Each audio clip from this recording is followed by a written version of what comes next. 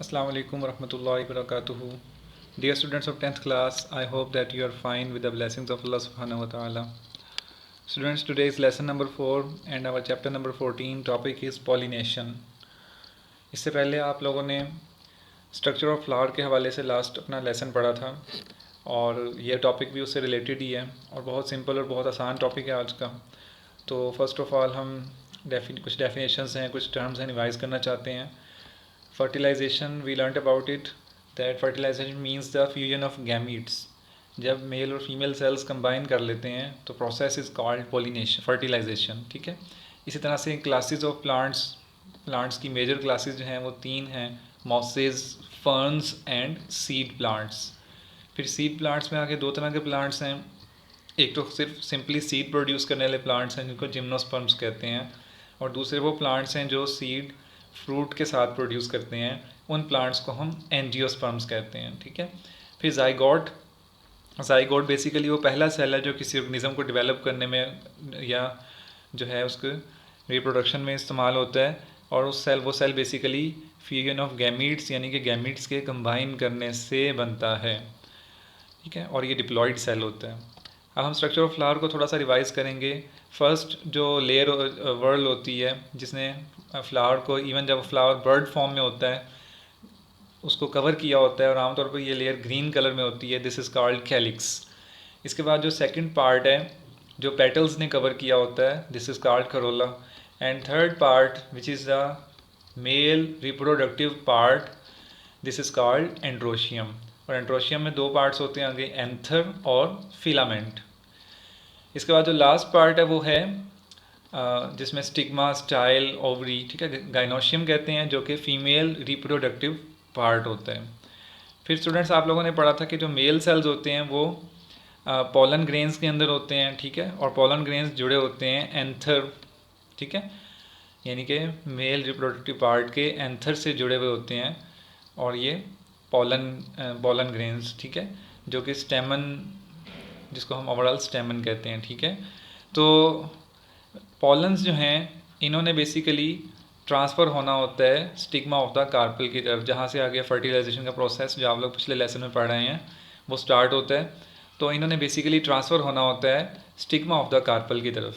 तो हमने जो आज पॉलिनेशन पढ़ना है वो इसी चीज़ का नाम है. That pollination is defined as the transfer of pollen grains from flowers anther to the stigma. ठीक है. फ्लावर के एंथर से, मेल पार्ट से स्टिग्मा तक जो पोलन ग्रेन्स का ट्रांसफ़र होना है, that is called pollination. Now there are 2 types of pollination. Number 1, self pollination. Self मतलब खुद, अपने ही तरह के फूल की तरफ. यानी अगर ट्रांसफ़र ऑफ पोलन ग्रेन्स जो है वो from the anther to the stigma of the same flower हो, ठीक है, या other flower on the same plant, this is called self pollination. यानी पोलन ग्रेन्स अगर एंथर से वो स्टिग्मा की तरफ जाएं, और किस स्टिग्मा की तरफ जाएं, या तो वो उसी फ्लावर का स्टिग्मा हो या किसी और फ्लावर का लेकिन उसी प्लांट पर वाक़या हो, तो that is called self pollination. Next type है cross pollination. It is a transfer of pollen grains from the flower on one plant to the flower on the other plant of the same species. ठीक है. एक ही किस्म का plant है और दूसरा plant भी उसी स्पीशीज़ से बिलोंग करता है, और एक प्लांट के फ्लावर से दूसरे प्लांट के फ्लावर पर अगर पोलन ग्रेन्स ट्रांसफ़र होंगे from stigma to the stigma of the carpel, then this is called cross pollination. और क्रॉस पॉलिनेशन के लिए कुछ एजेंट्स होते हैं जो ये काम करते हैं, लाइक विंड, वाटर, बीज, बर्ड्स वगैरह. यानी ये ऐसे अवामिल हैं जो एक प्लांट के ऊपर से पोलन को शिफ्ट कर देते हैं दूसरे प्लांट की तरफ. इसके बाद जो पिक्चर के थ्रू इसको मज़ीद एलेबोरेट किया गया है कि ये एक ही फ्लावर है और उसके जो है वो पोलन ग्रेन ट्रांसफ़र हो रहा है स्टिग्मा की तरफ, जबकि क्रॉस पॉलिनेशन के अंदर दिखाया जा रहा है कि एक फ्लावर जो है वो किसी और प्लांट पे है और दूसरा फ्लावर जो है वो किसी और प्लांट पे है. तो उन दोनों के दरमियान अगर ट्रांसफ़र ऑफ पोलन ग्रेन होंगे तो that will be called cross pollination. अब बच्चों हम एजेंट्स ऑफ पॉलिनेशन की अगर बात करें तो उसमें जो मेन एजेंट्स हैं वो इंसेक्ट्स, बर्ड्स वगैरह हैं और विंड है. ठीक है.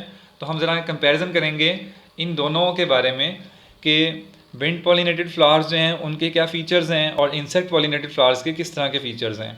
नंबर 1 पे हम साइज़ की बात करें तो इंसेक्ट पॉलिनेटेड फ्लावर्स जो हैं वो जनरली लार्ज होते हैं, जबकि विंड पॉलिनेटेड फ्लावर्स जो हैं वो आमतौर पे स्मॉल होते हैं, ठीक है, छोटे साइज़ में होते हैं।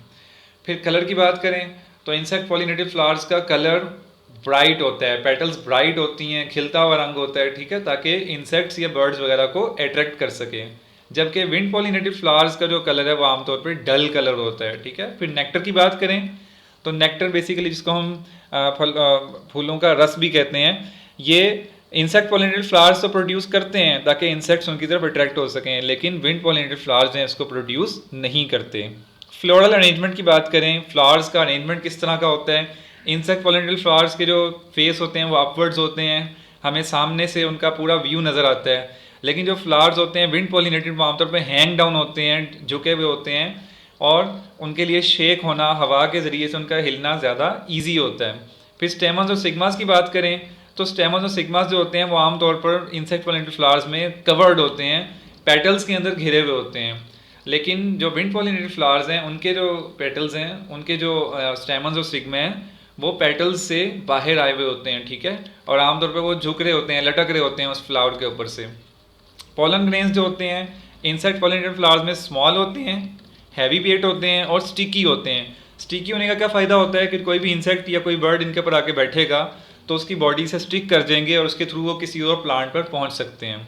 जबकि विंड पॉलिनेटेड फ्लावर्स में चूँकि पॉलिनेशन का चांस कम होता है, इसीलिए पॉलन ग्रेन्स ज़्यादा प्रोड्यूस होते हैं और ये लाइट वेट होते हैं और इनकी स्मूथ सरफेस होती है ताकि ये विंड के थ्रू इजीली ट्रांसफ़र हो सकें। फिर स्टिग्मा की बात करें तो इंसेक्ट पॉलिनेटेड फ्लावर्स में स्टिग्मा जो है वो पिन हेड शेप का होता है, ठीक है, नुकीला होता है, यानी उस पर इंसेक्ट्स आके बैठ के अपना जो है वो अपना वो जो काम है जो पॉलिनेशन का है, ट्रांसफ़र ऑफ पॉलन ग्रेन्स है, वो इजीली कर सकते हैं। जबकि विंड पॉलिनेटेड फ्लावर्स में जो स्टिग्मा होता है वो फीदरी होता है, ठीक है, परों की तरह का लाइट वेट होता है, उसकी ब्रांचेज होती हैं ताकि वो पॉलन ग्रेन्स को एयर में से कैच कर सकें, ठीक है। इसके बाद जो हम इसकी फिगर भी देखते हैं, जो हमने फीचर्स पढ़े हैं वो हमें नज़र भी आ रहे हैं। जैसे ये इंसेक्ट पॉलिनेटेड फ्लावर्स हैं जिनकी पिक्चर्स हमारे सामने हैं, ब्राइट कलर के होते हैं, ठीक है। फिर इनके जो स्टेमन्स और स्टिग्मास होते हैं वो आमतौर पर पेटल्स के अंदर कवर्ड होते हैं, ठीक है, तो आप देख सकते हैं इस चीज़ को। इसी तरह से इनमें नेक्टर होता है, जैसे ये इंसेक्ट बैठा है तो जाहिर है ये नेक्टर के लिए यहाँ पे आया है। तो ये बच्चों कुछ फीचर्स हैं जो हमने इनके हवाले से पढ़े हैं।